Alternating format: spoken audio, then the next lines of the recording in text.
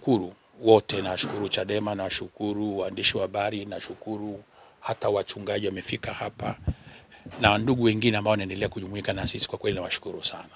Tushirikiane kumpumzisha mzee wetu kwa heshima anayostahili, na ni tumaini langu kwamba huu msiba wa mzee Mtei utakuwa unakwenda kuweka alama ya kumkumbuka mtu mmoja aliyekuwa kiungo muhimu sana katika siasa za nchi yetu. Huyu mzee amefanya mambo mengi na alifanya siasa kwa muda mrefu, akiwa ndani ya serikali, baadaye akiwa ndani ya chama chetu baada ya kukiasisi. Kwa hiyo ni mtu ambaye alijenga mahusiano mema na watu wakati wote. Mzee Mtei hakuwa mtu wa shari wakati wowote.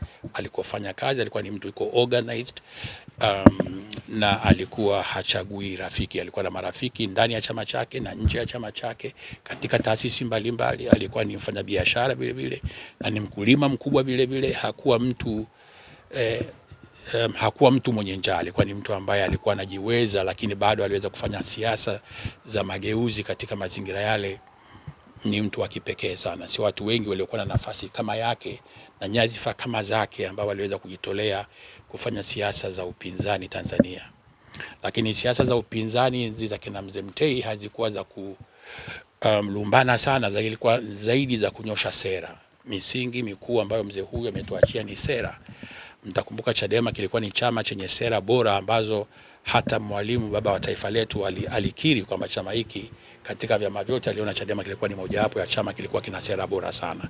Hii ndi kazi kubwa na misingi mikubwa ambayo walifanya waasisi, wakiwemo kina mzee wetu hayati Mtei na hata Bob Makani. Basi ndugu waandishi, nafikiri kwa sasa itoshe, niishie hapo. Asanteni, karibuni, tuendelee kuomboleza kwa pamoja. Asanteni. Familia itaamua kifanyike nini. Huu msiba ni wa familia, na nikisema ni msiba wa familia, familia yetu ni pana. Familia yetu ni pana, ina wanasiasa, ina viongozi wa kiserikali, ina viongozi wa kidini, ina viongozi mchanganyiko. Kwa hiyo familia ndio itakayoamua, lakini msiba huu hatutaacha kushirikisha makundi yote ambayo baba alifanya nayo kazi kwa muda mrefu. Swali la pili, mimi binafsi na mzee Mtei. Mimi vile vile mzee Mtei ni baba mkwe wangu, lakini tulipoanza Chadema nilikuwa sijamuoa binti wa Mtei. Lakini nawezekana katika pitapita ya Chadema nikachungulia chema na mimi nikajiopolea hapo. Kwa hiyo ndivyo ambavyo niliingia katika undugu na familia ya mzee wetu Mtei. Lakini tulifanya kazi wote, mimi nikiwa mwenyekiti wa kwanza wa vijana wa chama hiki na mjumbe wa kamati kuu tangu tunakiasisi chama. Kwa hiyo tulikiasisi chama, mzee Mtei hakuwa muasisi peke yake.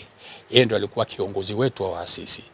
Lakini tulikuwa tuna waasisi 12 ambao ndo tulianzisha Chadema, na yeye akiwa kiongozi wetu na akiwa ndio muongoza njia. Kwa hiyo ndio hivyo. Mzee amefanya kazi kubwa kama nilivyosema, kwa sababu alitusaidia zaidi experience. Alikuwa na experience ya masuala ya fedha, alikuwa na experience kubwa ya masuala ya kodi, alikuwa na experience kubwa ya mambo ya sera policies, alikuwa na uzoefu mkubwa wa masuala ya kidiplomasia.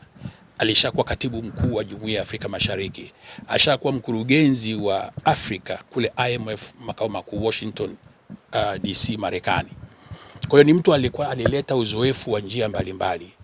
Alikuwa ni gavana wa kwanza benki kuu ambao walianzisha benki kuu ya kwanza. Alishakuwa katibu mkuu wa fedha. Kwa hiyo masuala hata ya kuanzisha fedha za Tanzania, noti za Tanzania, mzee Mtei ndo alikuwa muasisi wa sarafu ya kwanza ya Tanzania baada ya ile sarafu ya Afrika Mashariki, baada ya sisi kuanzisha benki yetu ya benki ya Tanzania. Kwa hiyo ni mzee alikuwa na vast experience, na nikisema kwamba ni kila mmoja anaweza kuwa na bahati ya kuwa na experience ya mzee kama huyu, na mbali kama nilivyowaambia awali, mbali ya masuala ya kiuongozi wa kitaasisi na kibiashara, alikuwa ni mkulima mkubwa, akawa na exporter mkubwa wa kahawa nchi za nje. Alikuwa ni mfugaji, alikuwa ni mkulima, alikuwa ni mtu mwenye alijaliwa na Mwenyezi Mungu, akaishi maisha ambayo mzee alijitegemea vizuri na aliweza kuijenga familia yake vizuri. Kwa hiyo na wote ambao tulifanya kazi naye tulipata hazina kubwa sana ya kufanya kazi na mtu ambaye alikuwa na upeo mkubwa sana tu. Alikuwa na uwezo mkubwa sana, sio tu wa kibinadamu, lakini hata wa kiakili. Ni mzee ambaye alikuwa ni mtendaji kweli kweli, na anaelewa kazi na ana dedication na kazi yote anayoifanya, na zaidi ya yote ni mtu mwaminifu sana. Ni mtu mwaminifu sana. Hutamkuta mzee Mtei na question mark yoyote katika maisha yake. Ni mtu ambaye maisha yake aliyanyosha sana kwa wakati wote, na ndio sababu alijiamini hata kuwa katika vyama vya upinzani.